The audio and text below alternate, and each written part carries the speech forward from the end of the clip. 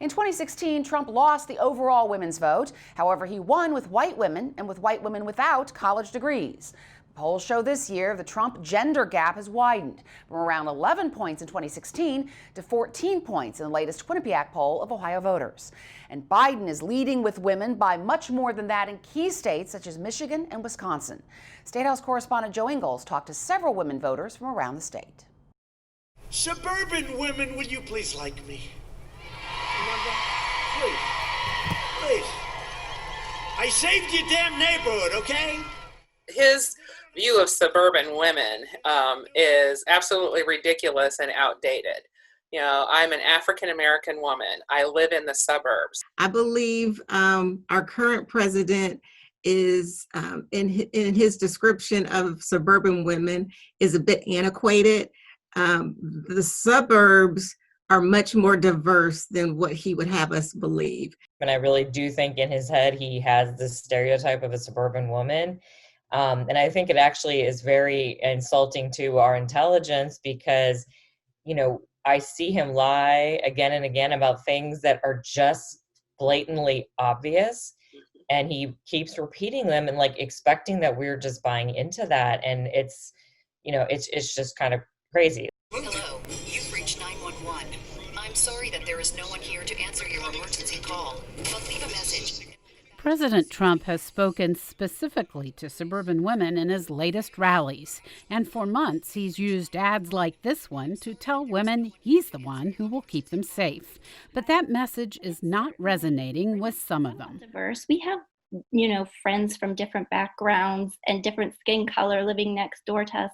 So the implications that are not veiled that he's throwing out there, that our suburban homes and neighborhoods are suddenly going to become dangerous because Black and brown-skinned people are going to infiltrate. I mean, that's just nonsense. But Trump's message hits home for some suburban women who have been supportive of his policies, such as Deidre Bingley, who moved to Delaware from Texas, where she said unauthorized immigration made her former hometown unsafe. I've just seen what it does to otherwise, middle-class communities where people move out of the cities to try to get away from crime, and that just kind of comes in and takes over. Trump's law and order message also appeals to Cindy Patrick of Delaware, who plans to vote for Trump the second time around. My husband's a retired police chief. The law enforcement was a big deal to me. Him supporting law enforcement is a huge deal to me. My husband, like I said, just retired. I thank God every day he is retired right now. While Patrick and Bingley want to re-elect Trump, some women who helped put him in office in 2016 say they'll vote for Biden this time around. And they emphasize they're voting for Biden and not just against Trump. That includes Erin Rosiello, who went from voting for Trump to running as a Democrat in a long-shot race against incumbent Republican state representative Scott Lips. And, we want to protect our families, not from each other.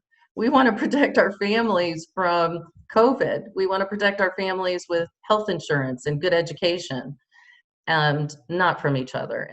I had a lot of time to look into stuff, and really, at the same time, the whole pandemic's happening, the George Floyd thing is happening, where it's protests, Black Lives Matter.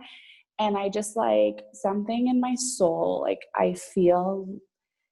I remember sitting and just crying and being how do we change this? How can I, this is a bad world for my kid to grow up in. I was a lifelong Republican, raised by very, very strong Republicans. And this year, for sure, I'm voting for Joe Biden. Though they're not as public about it, there are some flips the other way, too. I am a happy, proud supporter of our president. Representative Bernadine Kennedy Kent, who hasn't been at the Statehouse in more than a year and a half because of a dispute with House Democrats, recently spoke at an event to elect Trump. She says she believes he's willing to work across the aisle to deal with big problems. The two candidates campaign differently.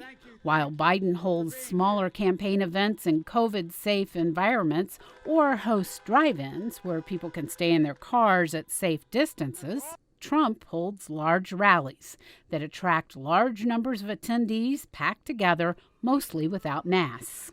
He was in Circleville this past weekend. He disgusts people. You know, I think that people see him as a liar, someone who lies regularly, and people don't respect that, no matter what you're lying about. I think that they find him offensive. And lately, in the last few weeks, suburban women are just offended by him because I think that they see that he thinks we're dumb, you know, like he's so condescending in some of the comments he's made. So I think that there's an embarrassment that he's our president.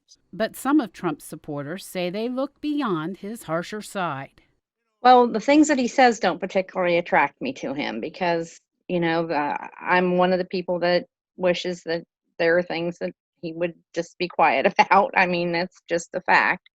On the other hand, I think it's refreshing that we have a president who does not guard what he says. He literally says what he's thinking, so you don't have to worry about what his ulterior motives are. He literally says what he's thinking, which sometimes is a good thing and sometimes is not a good thing. But that, to me, is he's being honest. With the gender gap as large as it is, and with some Ohio suburbs turning blue in 2018, suburban women could decide the presidency this year. Well, they appear to be a swing group, a group that were dependably Republican, or at least a clear majority of them in the past, particularly college-educated suburban women. And beginning really in 2018, but then again headed into the 2020 election, they appear to be swinging, majorities of them, towards Joe Biden. And whether that's a permanent shift or something that is temporary, kind of a Trump effect, I guess we will see in the future. But for right now, they are very much a group that the Democrats are relying upon, not only to vote for Biden, but to vote down ticket for Democratic candidates for Congress, for state legislature. Paul Beck says polling shows while suburban women are leaning toward Biden, they're not voting for him in larger numbers seen in some other states. So he says Trump needs to come in stronger in rural areas than he did in 2016 to offset the projected loss of many suburban women in 2020. Jo Ingles, Statehouse News Bureau.